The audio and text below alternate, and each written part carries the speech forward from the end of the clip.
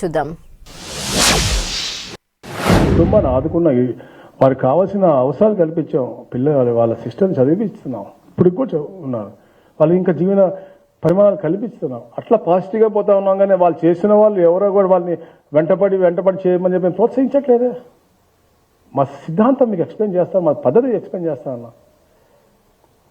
ఒకటేదని కాదు, మీ చంద్రయ్య అవ్వచ్చు, సింగ్ అవ్వచ్చు, మీరు జరిగినటువంటి అన్ని పరిమాణాలు అన్ని హత్యల్లో కూడా అన్ని దాడుల్లో కూడా మేము ఈరోజు కూడా ఒక మంచి వాతావరణం క్రియేట్ చేస్తాం. ఈ రాష్ట్రం బాగుండాలి, భవిష్యత్తు బాగుండాలా, ఈ రాష్ట్ర ప్రజలు బాగుండాలి అని మేము పోతా ఉంటే వారు ఈ నేషన్లోనే అతి గొప్ప నాయకుడు చంద్రబాబు నాయుడు గారు ఒక డిసిప్లిన్తో, ఒక డెడికేషన్తో, ఒక రెస్పాన్సిబిలిటీ ఫీల్ అయ్యి అద్భుతంగా ఈ రాష్ట్రాన్ని అగ్రస్థానం తీసుకెళ్ళి తపనతో పనిచేస్తూ ఉన్నారు. ఆయన వయసులో ఈరోజు ఏ నాయకుడు లేడు మీకు ఈ దేశంలో. చూసుకోండి, మీరు అంత గొప్పగా ఆయన పనిచేస్తూ ఉంటే ఈరోజు మళ్ళా దాన్ని కాళ్ళకు అడ్డేయాలని చెప్పే లక్ష్యంతో నేను చూసాం. మనం ఆయన చరిత్ర రాజకీయ పయనంలో ఎన్నో కేసులు వేసి అడ్డు పెట్టడం చూశారు.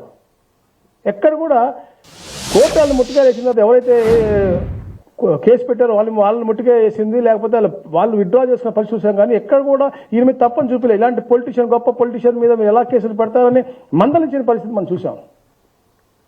అలాంటి గొప్ప నాయకుడు, ఆ నాయకత్వం పెరిగిన పిల్లలు మేమందరం.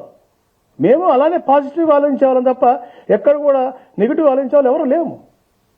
వీళ్ళు రెచ్చగొట్టి ధోరణిలో అందరినీ కూడా మభ్యపెట్టి పెట్టే విధంగా మాయ చేసే విధంగా చేస్తూ ఉన్నారు. ఎవరు మాయలోకి పడకండి, రచ్చలోకి పడకండి. తప్పకుండా చట్టం తన పని తను చేసుకుంటుంది.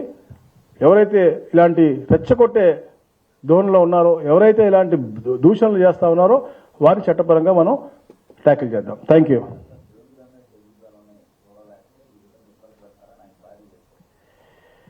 ఇప్పుడు ఆ సోదరికి పాపం అంటే మైక్ పెట్టంగానే ఎవరు ఆయన ఎదగలేక వాళ్ళ పార్టీ వాళ్ళు చేస్తున్నారేమో కుట్రని చూసుకోమని చెప్పి పక్కన ఉన్న వాళ్ళు ఎవరన్నా కానీ మాకెందుకు ఎవరైనా ఎదిగితే మాకేం ఇబ్బంది ఉండదు.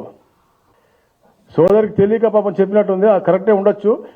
ఆయన ఎదిగాడేమో, ఎట్లా ఎదిగాడో మాకు తెలియదు. అది ఇంకా సబ్జుడిస్లో ఉంది కేసు. దాని గురించి నేను చెప్పలేను. కానీ ఆ కేసు ద్వారా ఎదిగారో ఇంకో ద్వారా ఎదిగారో ఎవరి వ్యక్తిగతమైన విషయం. ఇప్పుడు పక్కన వాళ్ళకు ఉందేమో తప్ప మాకెందుకు ఉంటుందండి. మేము మా పార్టీ సిద్ధాంతాల్ని, మా పార్టీ నాయకుడు ఇచ్చినటువంటి ఆలోచనలు క్షేత్రస్థాయిలో అమలు చేయడం కోసమే మా పని తప్ప ఎక్కడ కూడా యాంటీ సోషల్ కానీ ప్రజలకి హాని కలిగించేది ఎక్కడ కూడా ఉండదని చెప్పేసి కూడా తెలియజేస్తాను. Thank you very much.